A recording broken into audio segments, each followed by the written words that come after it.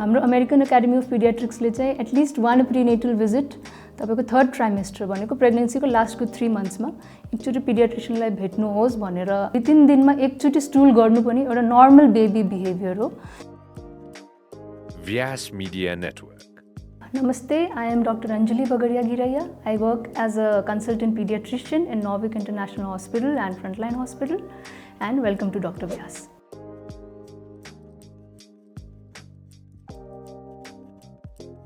The first question is,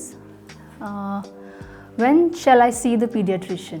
If you're talking about the newborn babies or newborn babies को कुरा गर्ने हो भने चाहिँ हामीले pediatrician लाई चाहिँ एकचोटि as soon as the baby is born we should see the pediatrician. Usually त्यो हस्पिटलमै हुन्छ र डिस्चार्ज भइसकेको within 1 week एउटा भिजिट चाहिँ चाहिएको हुन्छ। अदरवाइज नर्मली अब बच्चा घरमा छ अरु केही इश्यू छैन भने हामीले वर्षको we say we need usually 5 to 6 visits, of which the first few visits are maximum in the first 6 months of life, which we can schedule with the vaccination. त्यसपछि 6 महिनापछि हामीले 3 monthly visit गर्न मिल्छ। अलि ठुलो बच्चाको कुरा गर्ने हो या sick child को कुरा गर्ने हो भने whenever you feel that your child is not well या तपाईको हामीले बच्चाको normal growth development हरु हेर्नु पर्ने छ, or any doubt, if there's any doubt you have queries, anything, you can just see a pediatrician. Do I have to meet the pediatrician before my baby is born? Okay, this is a very interesting question. Regularly, this is not a practice that parents are visiting us before the baby is born. हाम्रो American academy of पिडियाट्रिक्सले चाहिँ at least 1 prenatal visit तपाईको 3rd trimester भनेको प्रेग्नेन्सीको लास्टको 3 मन्थ्समा एकचोटि पिडियाट्रिशियनलाई भेट्नुहोस् भनेर American academy of पिडियाट्रिक्सले भन्छ। That is because so that तपाईको चाहिँ डक्टरसँग तपाईको ट्रिटिङ फर फ्युचरको तपाईले जुन आफ्नो पिडियाट्रिशियन डिसाइड गर्नुभएको छ उहाँसँग चाहिँ एउटा राम्रो रिलेसन डेभलप होस्। Also if there any concerns that you have regarding the newborn baby, you can address that. And बच्चा तपाईको घरमा आउँदा what are the initial things that you have to take care of? त्यो कुराहरु तपाईले discuss गर्ने एउटा अपर्च्युनिटी हुन्छ। Before the baby is born, it's a more relaxed state because the baby is not in your hands, baby is not crying, not pooping, so you are in a better condition to discuss everything with the doctor. Plus, if you had, any in your previous pregnancies, if you had any complications or if the baby had any issues, baby had to stay in the NICU or there was some neonatal issues, it's better to discuss that कि त्यसको future baby मा के implication हुन्छ कि हुँदैन। त्यो हिसाबले पनि एउटा तपाईले before delivery एउटा pediatrician लाई भेट्नु भएको राम्रो। My baby does not pass stool daily. I'm worried he might be having constipation. What shall I do? See, first 6 months of life, तपाईको बेबी चाहिँ just दूध खाइरा हुन्छ हैन, maybe breast fed or formula fed. यो अवस्थामा बच्चाले generally daily 2 देखि 4 चोटीसम्म stool pass गर्न नि सक्छ, but sometimes they can, like many babies, they can pass stool every 2 to 3 days also. The thing that we have to take care is that the baby is passing urine. है, urine pass गरिराख्नु पर्यो at least 4 to 6 times बच्चाले urine pass गरेको हुनु पर्यो। Next thing is that the baby should be passing gas चाहिँ फाल्नै पर्यो डेली हैन। So if both of these are happening then तपाईले चाहिँ मेरो बच्चाले आज स्टूल पास गरेन भनेर वरिड हुनु परेन। 2-3 दिनमा एकचोटी स्टूल गर्नु पनि एउटा नर्मल बेबी बिहेभियर हो। This time the baby passes soft mushy stools हामी भन्छौँ, नरम खालको दिशा हुन्छ। यदि रेगुलर बेसिसमा हार्ड स्टूल पास गरिरहेको छ भने तपाईले एकचोटी डक्टरलाई भेट्नु पर्यो। What kind of vaccines does my child need?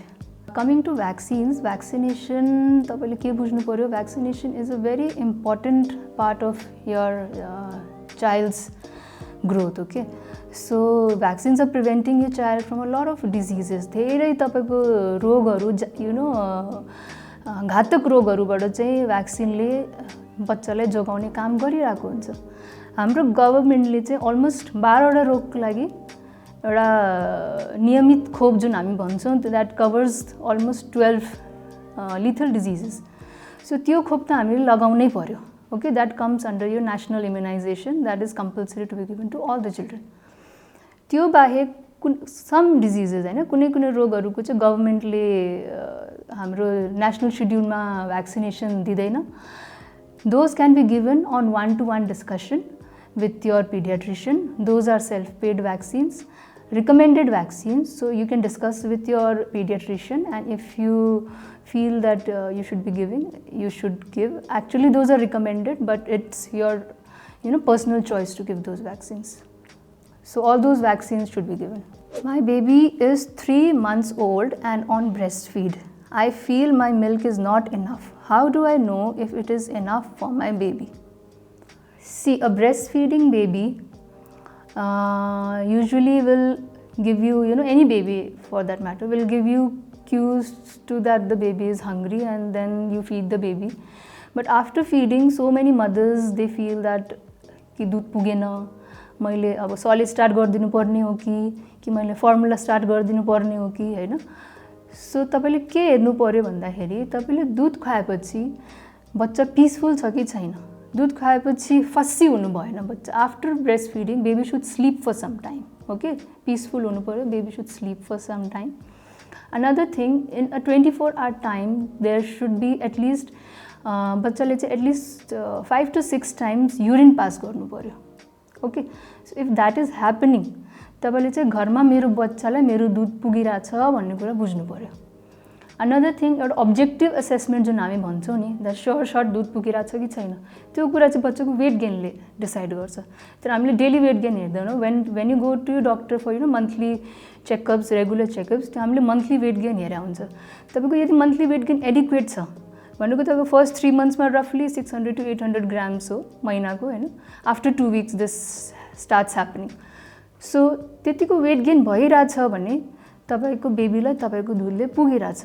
र यदि तपाईको दुधले पुगिरहेछ भने तपाईले त्यसले कुनै पनि फर्मुला या सलिड्स या anything you don't have to supplement. Okay, mother's milk is the best. As long as तपाईको दुधले पुगिरहेछ तपाईले ढुक्क भएर आफ्नो दुध खुवाउनु भयो हुन्छ. How do I know if my child is growing properly? You have very nice charts.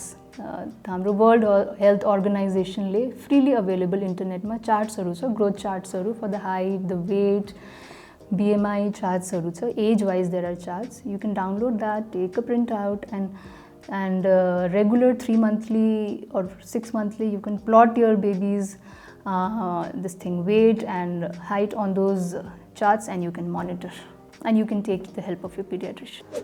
How do I know when my baby has eaten enough? So if you're talking to babies more than 6 months who are solid खाने बच्चाहरुले चाहिँ, how do we know? So usually eating is a natural phenomena. So baby, if they're hungry, they'll start giving cues. Like 6 months, 7 months, 8 month old babies also, even if they may not be able to speak, they give clues with their change in behavior or crying that they are hungry. And when you give them food, they accept it, and once they are full, they refuse it. But as mothers, we try to force feed, which should not be done. We should respect their cues, and when they are saying that it's done, then we have to stop feeding. So slowly this thing gets in their brain, and then this your pattern set huncha. So basically it's all child driven feeding. We say child driven भनेको बच्चाले नै तपाईले भोक लाग्यो भनेर हिँड्दिन्छ, बच्चाले नै I'm full भनेर तपाईलाई हिँड्दिन्छ. I do not give any sugar or processed food to my kid. I rather substitute with jaggery, nuts and seeds. Is it right? Yes, this is right to some extent. Let me tell you how. Okay. अब हामीले चाहिँ sugar को सट्टा jaggery substitute गर्यो, because we say that jaggery is healthy. But please remember, your sugar is just calories, है. तपाईको jaggery मा त calories त छ, but it has some nutrients also. So just because jaggery is healthy, you start giving a lot of jaggery, त्यो चाहिँ right होइन, हैन. जति हामीले sugar दिइराछौं त्यति मात्रामै हामीले jaggery replace गर्यो भने that's fine, okay, because it's a better alternative. अब यति sugar दिनै पर्छ, यतिको sugar को सट्टा बरु म गुड दिन्छु या jaggery दिन्छु. That concept is fine. But what we have seen, when people they know that jaggery is healthy, अब normally यति sugar थियो भने अब jaggery चाहिँ यति हुन्छ. त्यो गर्नु भएन बिकज आफ्टर अल त्यो सुगर हो हैन, त्यसले ओबेसिटीहरूको प्रब्लम लङ टर्ममा क्रिएट गर्छ, त्यसले just substitute with equal volume, त्योभन्दा बढी चाहिँ हामीले दिनु भएन। This is doctor Vyas. Please like this video and subscribe to Vyasa Media Network.